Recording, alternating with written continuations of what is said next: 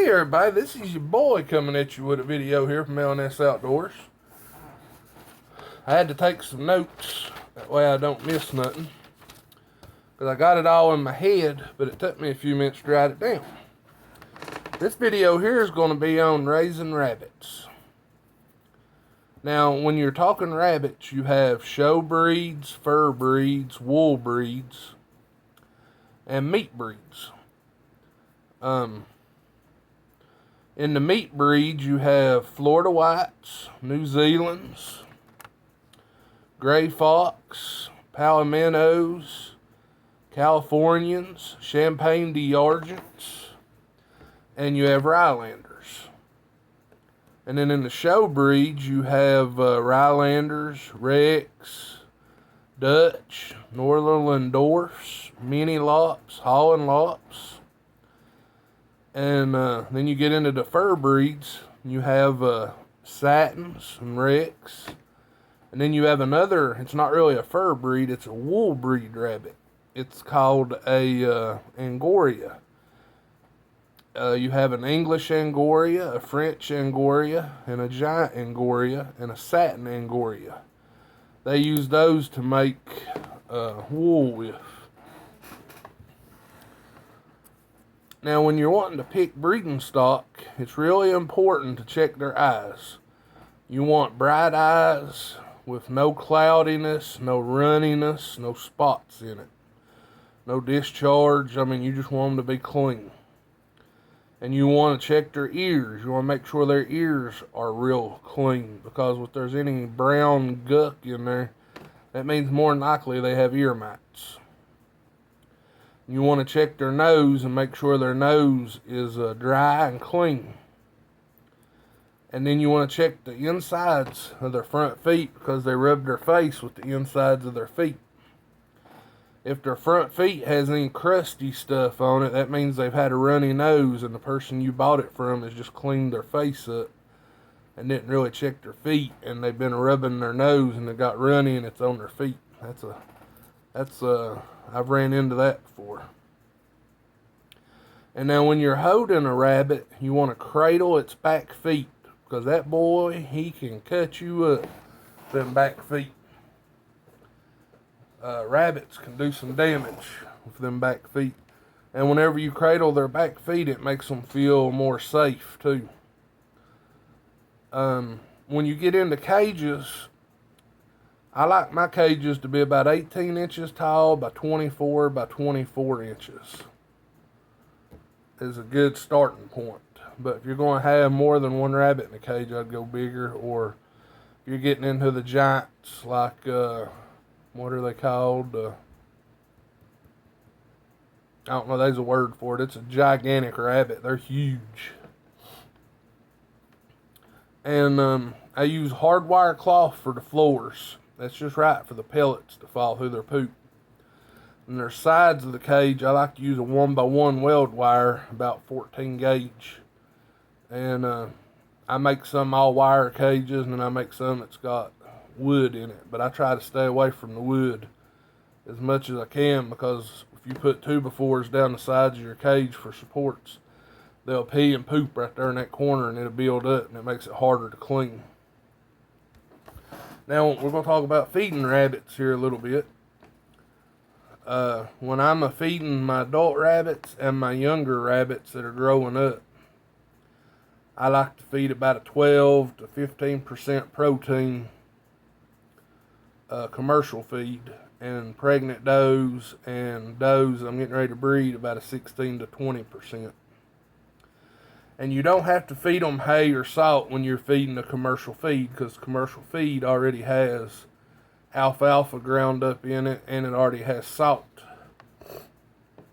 So you don't have to worry about that. But you can feed them that as a just a little treat. And for treats, we use salt wheel. You can just put one in there and leave it in there, and they'll lick on it when they want.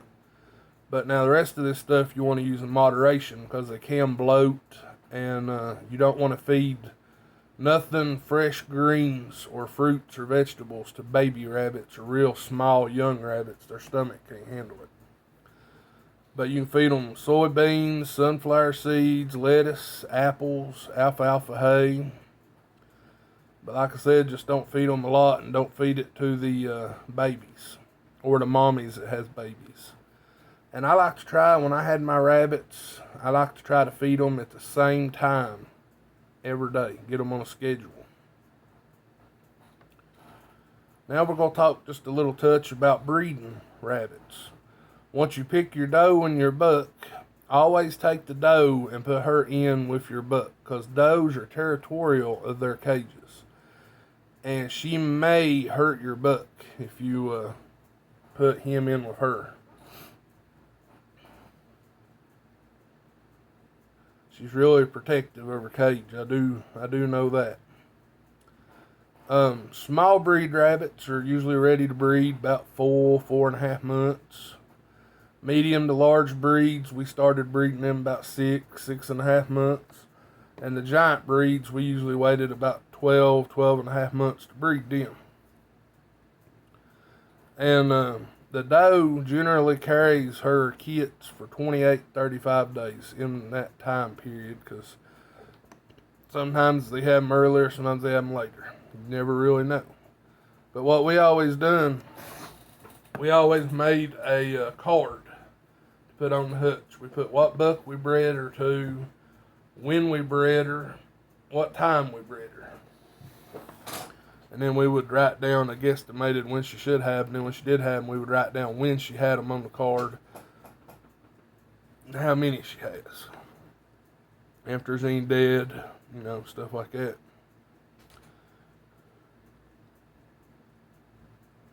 You'll know your buck bred your doe whenever he falls off to one side or the other and grunts. That's the best way I know to describe it. He'll fall off to one side or the other. That's how you know he done his due. And then you're going to want to place you a nest box in your cage about a week before she starts pulling her hair. When she starts pulling her hair, you know she's getting close to popping them babies out. But she'll have them in the nest box most of the time. She's a good mommy. Sometimes they won't, and you'll lose the kits if she has them on the wire 90% of the time.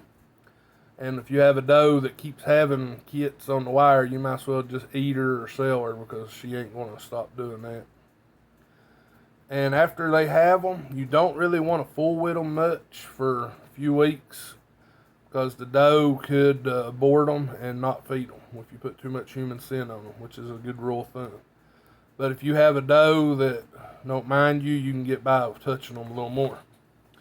The kits will be coming out of the nest box probably about 3.5 weeks, 3 weeks, something like that. And you'll start seeing them come out, hop around the cage with the mom in, and roam around, look around. Just let her do her thing. And when you're sexing your rabbits, this is important.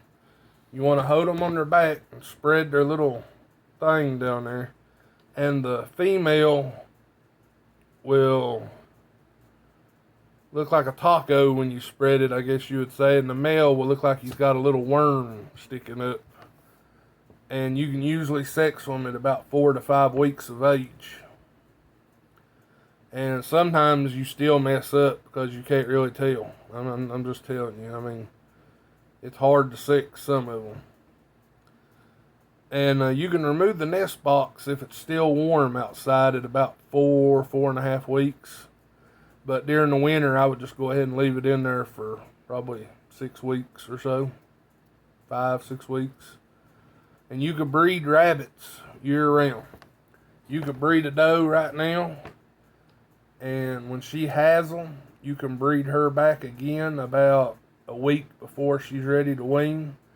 She'll be coming ready to have on another litter. I mean, you can just keep breeding them like that if you want to. I don't recommend that. I don't recommend breeding one rabbit more than twice a year, but you can do what you want to do, if you know what I mean. And when the babies are about 8 weeks old, they're usually big enough to start eating pellets. That's usually about when they're weaned. You'll see them start snacking on pellets, though, quick as they come out of the nest. They'll see their mommy doing it. But they're usually weaned at about 8 weeks. They should be totally pellet without needing the mommy's milk. And sometimes when you buy a rabbit, you'll get a pedigree with it, which is like a set of papers for a coon dog or a goat or a horse. They use those to show with. And more than likely, well, I reckon all of them does. The ones I had New Zealand's that was pedigree. They had tattoos in their ears, and the tattoo numbers was on the pedigree papers. If you're just wanting meat rabbits, I wouldn't worry about it, or a pet. I wouldn't worry about buying a pedigree. But if you plan on breeding them to sell to people that's going to raise them to show, or you're going to show them, the pedigree papers will show the wins. It's called legs. Like the ones I had, all of their background of their ancestry, all of them had 3 and 4 legs on them. The more legs you have, the better the show quality. The more wins they have, I guess you would say. This stuff here I'm going to name off as just some tips that'll help. Make sure to clean their cage every week. Make sure they have clean water and feed every week. Make sure you wash their water bowl out with some bleach water about once a week. I like using the metal feeders that snap on the sides. Got a screen wire in the bottom that way the dust of the feed to fall out, and they have clean feed. They're gravity fed. I like, if I've got an all wire floor, it ain't got no wood at all in it for them to sit on, they can get what's called a sore hawk. You can get pads, I guess they're called. I'm not sure what they're called, but they're about 12 by 12, I think, and they're plastic, and you put them in there and the rabbit can perch on it when he's in there, and that keeps them from getting a sore hawk. You can, now here's some upsides to raising rabbits. You can eat them, you can tan their fur, you can sell them for breeding stock, sell them for meat, sell them for pets. You can sell their poop. Rabbit poop is an awesome tomato fertilizer. You can't beat it for tomatoes. We growed some killer tomatoes that one year with just rabbit poop. People will buy the furs green and tanned, and you can sell the furs at fur sales, dry them like you do coyotes and coons and stuff. That's about all I can think to ramble off right now. We had the rabbits we raised Rex, Northern Dwarfs. They was like, I don't know, they probably wasn't 4 inches long, Northern Dwarfs wasn't. We had New Zealand, Northern Dwarfs, Rex, San Juans. Oh, San Juans is one I didn't think to mention. People with rabbit dogs will buy San Juans and Tennessee Redbacks because they look like wild rabbits. They buy those to train their dogs, so that's a good market if you live where there's a bunch of rabbit hunters.